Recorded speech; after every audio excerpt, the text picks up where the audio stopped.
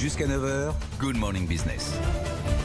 À 7h23, c'est le BCG, le Boston Consulting Group, et son directeur associé Nicolas de Belfond qui est avec nous. Bonjour. Et avec Emmanuel Le Chip qui a intégré à son fameux tableau de bord du redémarrage de l'économie l'indicateur du BCG, qui est passionnant à deux titres. D'abord parce que c'est une comparaison pays par pays en Europe du palmarès de ceux qui redémarrent le plus vite, et puis secteur par secteur. Déjà, peut-être on va benchmarker la France par rapport à ses amis, collègues, concurrents européens.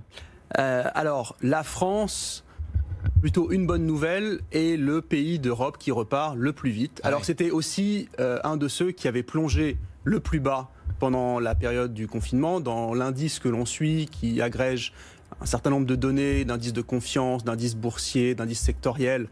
On était descendu 54 points en dessous des niveaux pré-crise. On est remonté sur les consommateurs et de l'ordre de 22 points sur les entreprises. On est remonté de 6 points sur les entreprises et de l'ordre de 40 points sur les consommateurs. Donc on remonte vite, plus vite que nos voisins. Néanmoins, on est encore très loin de nos niveaux pré-crise, évidemment.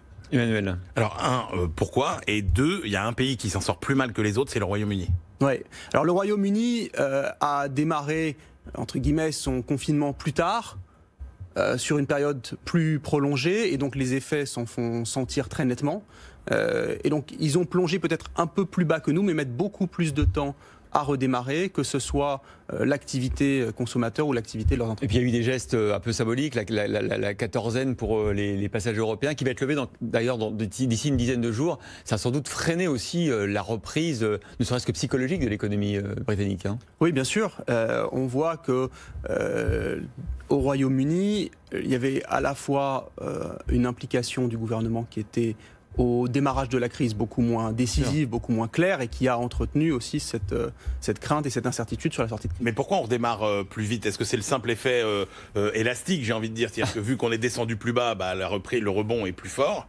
Ou bien est-ce qu'il y a des raisons plus structurelles ? Alors, il y a les deux. Il y a effectivement un effet élastique, et qui est beaucoup tiré par la baisse et la remontée très puissante de la consommation. Donc on voit que les Français sont ressortis de chez eux en masse. On a nos indicateurs de mobilité qui remontent le plus fort de toute l'Europe.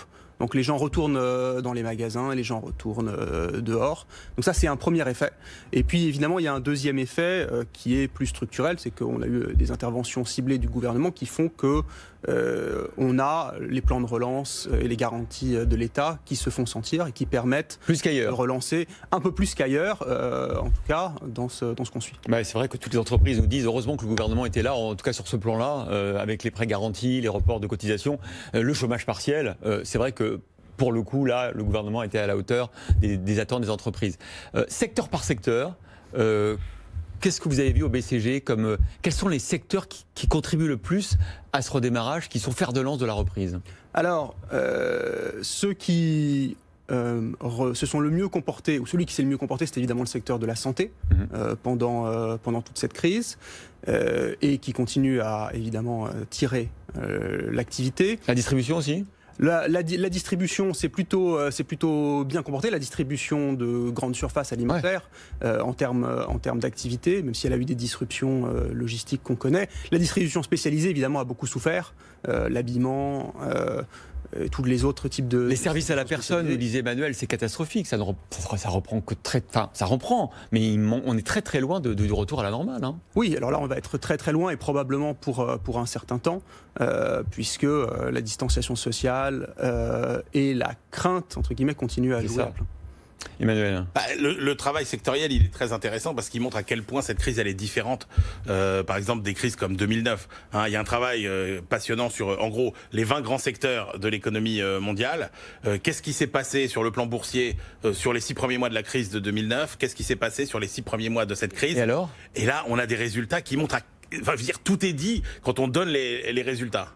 Les résultats, en fait, c'est... Oui, allez-y. Mais grosso modo, en 2009, tous les secteurs, par exemple, baissaient uniformément. Aujourd'hui, ce qu'on voit, c'est qu'il y a des secteurs qui montent, voire assez fortement. Alors évidemment, le secteur de la santé, mais vous avez le secteur du luxe, un certain nombre de secteurs de grande consommation. Les secteurs qui progressent, la pharmacie, évidemment, et puis d'autres qui sont beaucoup plus impactés. Et en fait, cette crise elle est divergente. C'est-à-dire que les secteurs ne sont pas impactés de la même manière, les pays non plus, et même les régions à l'intérieur. Est-ce que vous diriez, Nicolas de Belfaux, qu'au fond, elle sépare un peu le bon grain de l'ivraie, cette crise, et qu'elle accélère certaines mutations secteur par secteur? Alors le bon grain de l'ivraie, je ne sais pas, je pense que certains secteurs sont impactés malgré eux. Évidemment, ça accélère un certain nombre de tendances, tout ça, notamment évidemment la digitalisation de l'économie qui a fait un bond phénoménal pendant la crise. On a l'e-commerce qui a pris 20 points de pénétration, y compris dans l'e-commerce alimentaire. Donc des tendances qui étaient latentes ont accéléré en 3 mois plus qu'en 3 ans. Merci beaucoup Nicolas de Belfond, directeur associé au BCG. Merci beaucoup Emmanuel Le Chypre, et on va